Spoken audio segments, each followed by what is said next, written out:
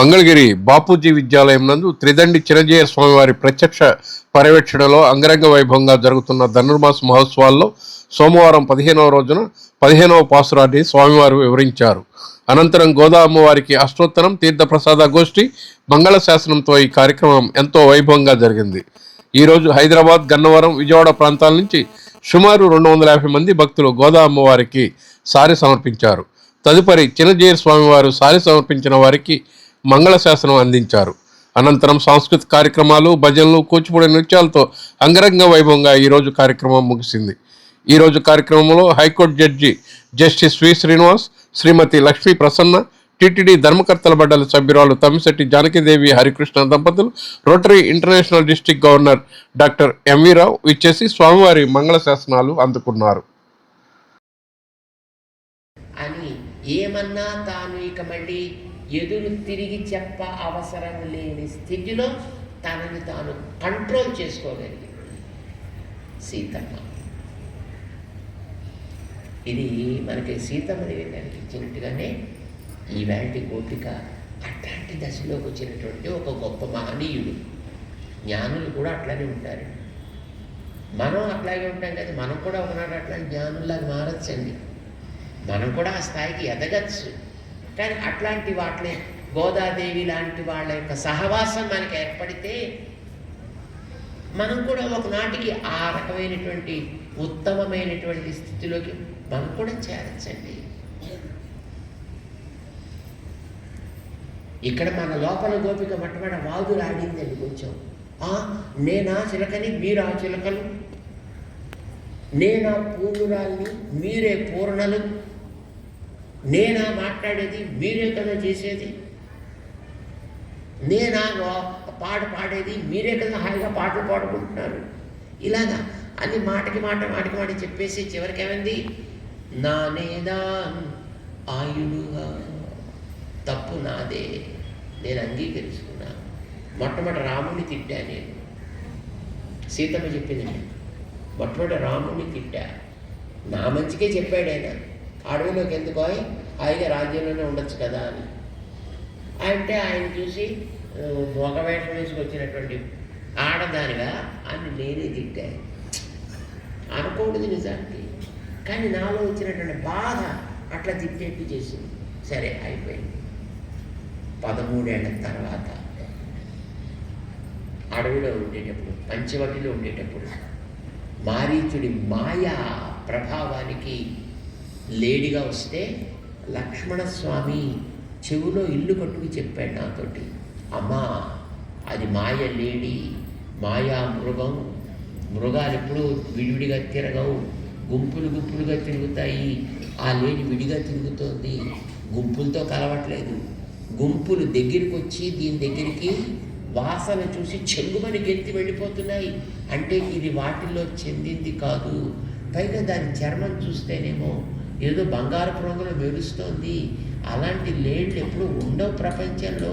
నిన్ను మోసం చేయడానికి వచ్చింది ఇదేదో, నువ్వు ఆ మోసంలో పడిపోతున్నావు. వద్దు, దాన్ని మనం కోరుకోవద్దు, దాని దాన్ని పోనిద్దాము, దాని జోలికి మనం పోవద్దు అని లక్ష్మణస్వామి చెప్పాడు నాతోటి. కానీ నేనే ఒప్పుకోలే, నేనే తిట్టేవాళ్ళని.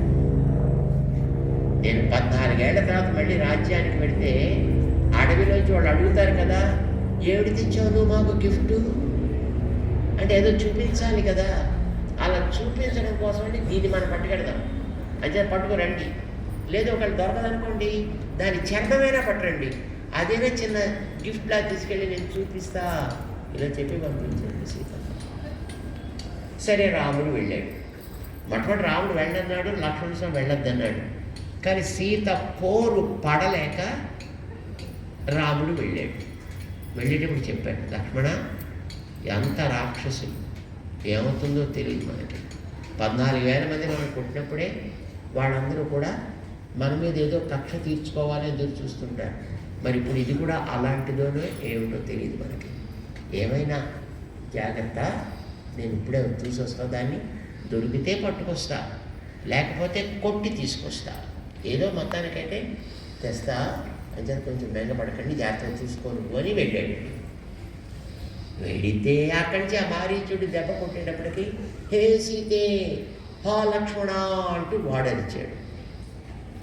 అయ్యయ్యో అని అన్నగారికి ప్రమాదం వెళ్ళవాయి అందావిడ. లక్ష్మణ స్వామి మళ్ళీ చెప్పాడండి, అమ్మా అన్నగారికి ఏ ఉపద్రవం ఎవ్వరు చెయ్యలేరు, నా మాట నమ్మమ్మా, రాముడు ఎవరు ఏం చేయలేరమ్మా, రాముడి దగ్గర అట్లాంటి శక్తి రక్షణ విశ్వామిత్ర మహర్షి పెట్టాడమ్మా, నీకేం భయం వద్దమ్మా అని చెబితే, అన్నగారికి కష్టం వస్తే వెళ్ళాల్సింది పోయి నేను వెళ్ళమని చెప్తున్నప్పటికీ నువ్వు వెళ్ళకుండా ఇక్కడే కూర్చుంటావుడా, లేదమ్మా అలాంటి రాదమ్మా, అన్న వచ్చేస్తాడు, ఒక్క నిమిషం మనం ఆగుదాం, ఆగితే వచ్చేస్తాడు కదా అంటే, ఏం చేద్దాం అసలు నువ్వు ఇక్కడ, రాముడు నా నుంచి దూరంగా వెళ్ళినప్పుడు నన్ను ఏదో చేద్దామని వచ్చావు నువ్వు అడవికి అని అడిగిందండి. ఆ మాట వినేటప్పటికి తట్టుకోలేకపోయాడు పాపం లక్ష్మణస్వామి. ఎప్పుడు ఆవిడ పాదాలు తప్ప మొహం కూడా చూసి ఎరగడండి లక్ష్మణస్వామి. ఆవిడతో పాపం 13 ఏళ్ళు తిరిగిన మొహం తప్ప అసలు ఆవిడ ఏ ఆభరణాలు వేసుకుందో కూడా తెలియదండి. అలాంటి వాడిని పట్టుకుని నన్ను ఏదో చేయడానికి వచ్చావు నువ్వు, లేకపోతే ఎందుకు వెళ్ళావు నువ్వు, అన్నగారికి ఎంత కష్టం కలిగితే ఏం చేయగలుగుతా, సరే ఏం చేస్తావు, నువ్వు చెప్తున్నావు కనుక ఏమవుతుందో నాకు తెలియదు, నీ అదృష్టానికి నిన్ను వదులుతున్నా వెడుతున్నా నేను, నీ తిట్లు పడలేక అని పాప వెళ్ళాడు.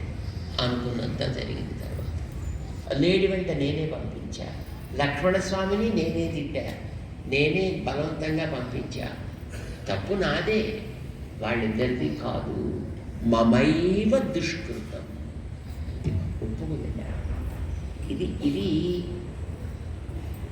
పెద్దవాళ్ళు ఎప్పుడైనా ఏమైనా అంటే ఓకే అలాగే అండి, తప్పు నాదేనండి అన్నాం అనుకోండి, అక్కడితో క్లోజ్ అయిపోవాలి. అన్నా వాళ్ళు ఇంకో పైన ఇంకో 2 మాటలు అన్నారనుకోండి, అనుకోని మళ్ళీ తర్వాత ఎదురు చెప్పకండి. ఇది మనకు నేర్పుతోంది లోపల ఉండేటువంటి గోపిక.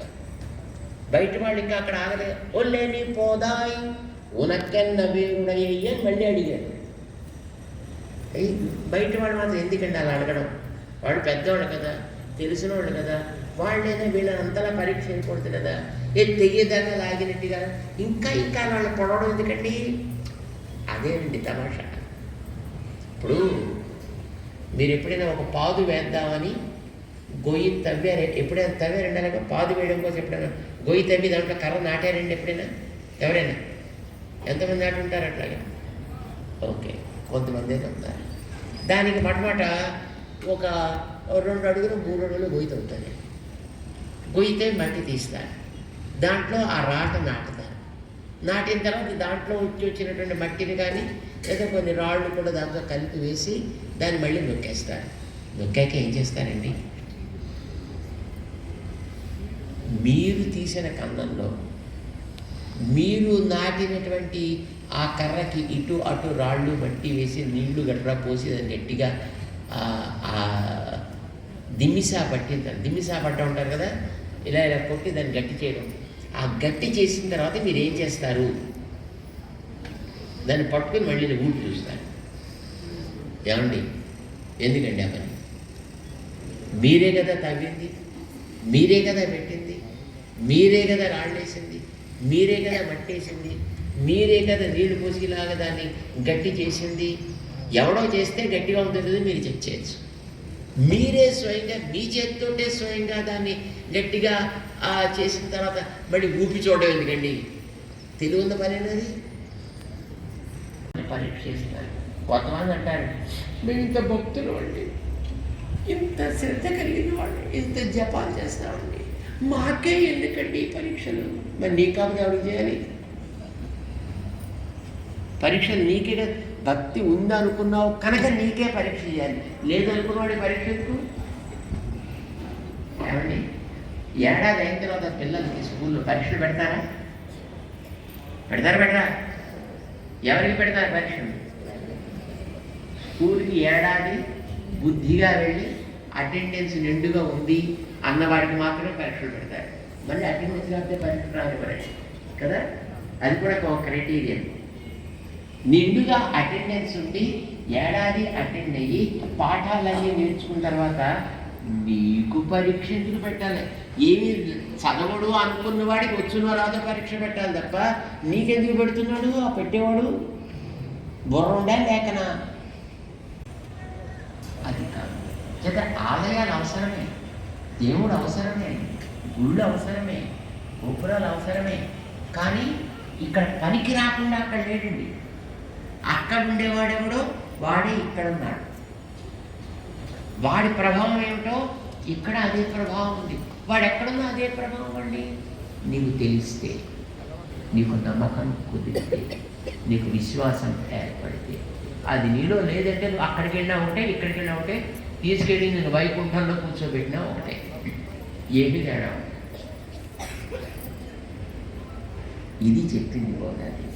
దామోదరనై అమ్మ తాటికి కట్టించుకున్నవాడు.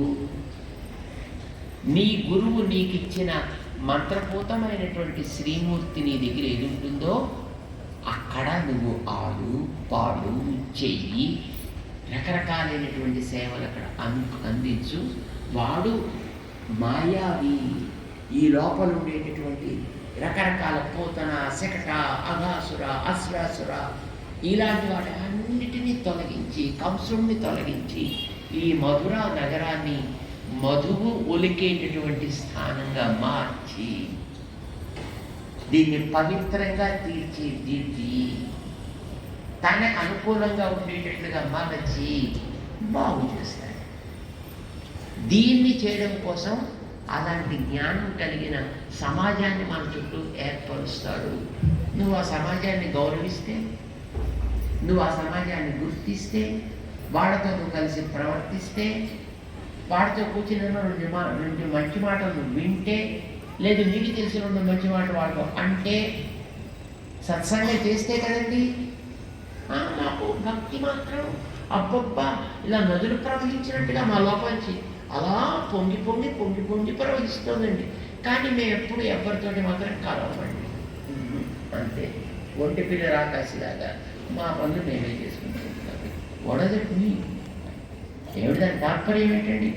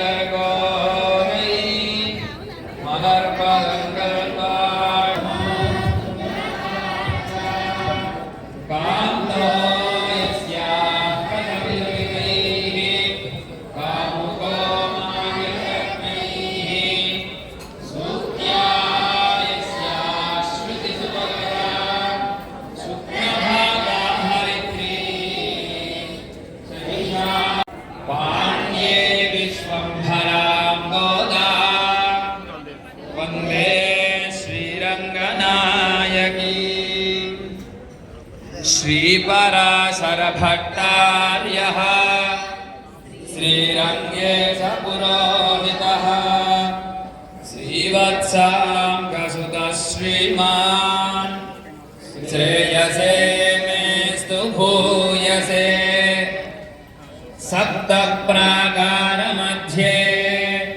सरसिजमुकुलोद्भासमाने विमाने कावेरी मध्यदेशे मृदुतरफणिराट् भोगपर्यङ्गभागे